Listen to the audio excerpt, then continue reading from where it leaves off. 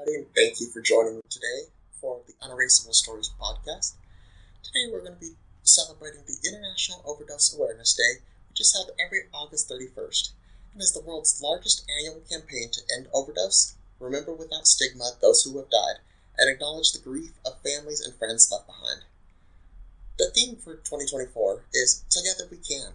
We're highlighting the power of our community when we all stand together. So, let's get started.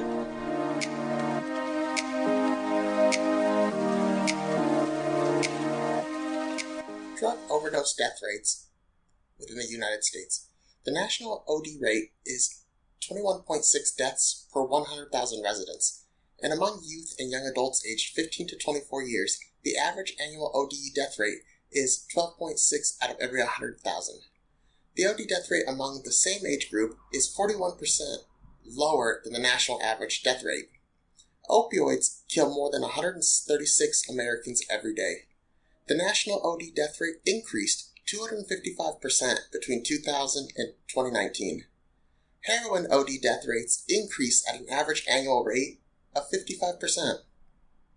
So the overdose deaths among demographics, among males, OD death rates have increased at an annual growth rate of 14.16%. Among females, OD death rates have increased at an annual growth rate of 14.96%. Among women, American Indian and Alaska Natives are the most likely to die from an OD. Among men, Black and African Americans are the most likely to die from an OD. Among both genders, Asian or Pacific Islanders are least likely to die of an OD. Men aged 25 to 34 are the most likely to die among all age groups due to an OD. And 1.58% of nationwide ODs occur in Colorado. Now let's look at substance abuse among youth. So 2.08 million, or 8.33%, of 12 to 17-year-olds nationwide report using drugs in the last month. 4,777 Americans aged between 15 to 24 years old died from an overdose of illicit drugs in the last year. 11.2% of overdose deaths are those of people aged 15 to 24 years. And when comparing youth drug abuse by state, 18 to 25-year-olds in Vermont are 60.1% more likely to abuse alcohol than the nationwide average for that age group. Youth in Nevada are 175% more likely to meet the criteria for illicit drug use disorder than they are to suffer from alcohol use disorder. Now, I would like to bring out our special guests for today that will be sharing their overdose and addiction stories. I know that when I'm out there doing outreach, even though the individuals that I'm seeing may have on a mask that gives the appearance that everything is okay, I know that their spirit is in pain. I know that their lives are in some place where they never thought they would be. You are out there seeing so much pain and despair. Where do you find hope?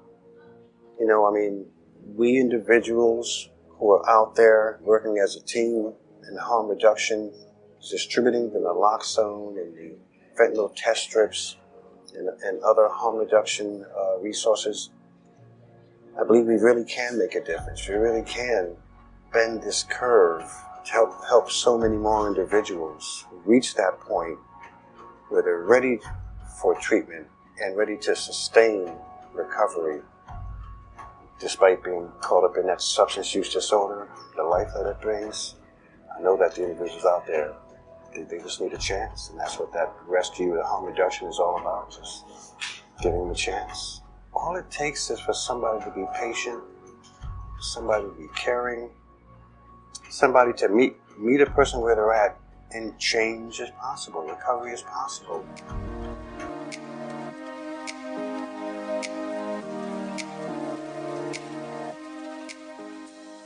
The worst possible thing that happened. Me overdosing, landing in hospital, them holding the phone out to me and saying, "It's your parents, you've got to tell them everything." And that was just like, fucked. That was just so hard. Do you remember what you said? Look, I think I was like, look, I fucked up. I've been addicted to painkillers for a while now, and I had an overdose last night, and yeah, now I think I need help. I need to get into a rehab or something. And how did that go? And they were just supportive. They were just great parents, you know. Which is the hardest part, because it's like, man, I live to impress my father, you know. It's difficult to just think of what I've put them through.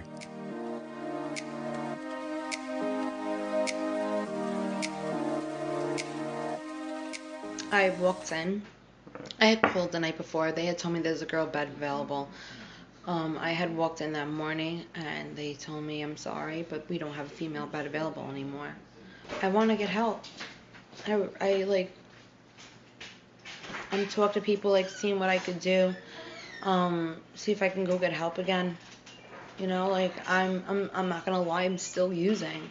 There's not enough help like on Staten Island at all. They definitely need to open up more facilities. It's terrible. You know, when they talk about the big epidemic, but yet there's nothing for us to do but to go back out and use. Throughout the years, I have 17 friends who died from drugs on Staten Island that I know of. We went to school, hung out, seen them at parties.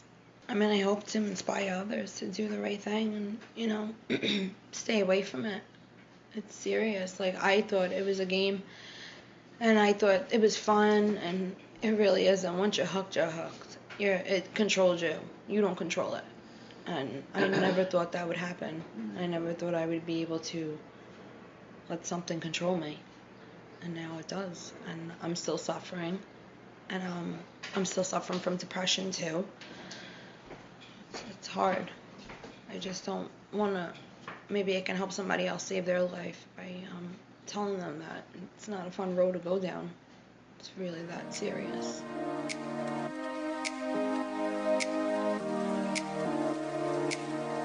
Thought, cool, I'm going to try it. It was fentanyl. And I had actually overdosed. And luckily, if my husband wasn't home, I would be dead. He was left performing CPR on me for about 3 or 4 minutes until the ambulance arrived. And it took 3 doses of Narcan and being shocked twice to get me back up.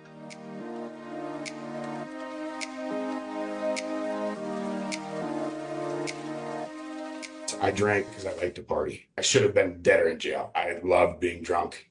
And I was able to keep it together. You know, I got married, had kids, had a great job, was making good money, had it all. And I just kept risking, throwing it away nonstop until one day I woke up on my brother's couch, had no idea how I got there, no idea what was going on. He's like, what are you doing? He's like, you're throwing everything away. He's like, get out of here. He's like, you better fix this. You got to do something. So I went into rehab inpatient. I called, you know, after I got off the phone with my boss, I called my wife, and at that point, I didn't think she was going to answer. I thought I was done. You know, I'm like, this is over. She's taking the kids, leaving. I don't blame her.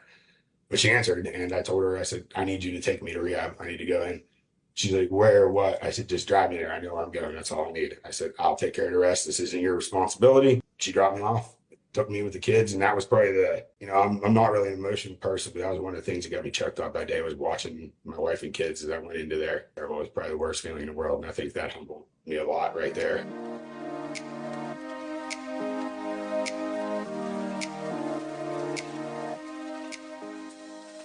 I want to thank everybody who shared their story today, as well as everybody who tuned in to listen. Overdose awareness is so important because overdoses can and must be prevented. Overdose prevention solutions exist, so let's use them. Criminalizing drug use hasn't worked, so compassionate alternatives must be pursued. Policy and legislation must exist to protect individuals and communities and ensure basic human rights and needs are met. And everyone has a right to respectful and comprehensive health care. Now let's all work together to make a more empathetic and compassionate world.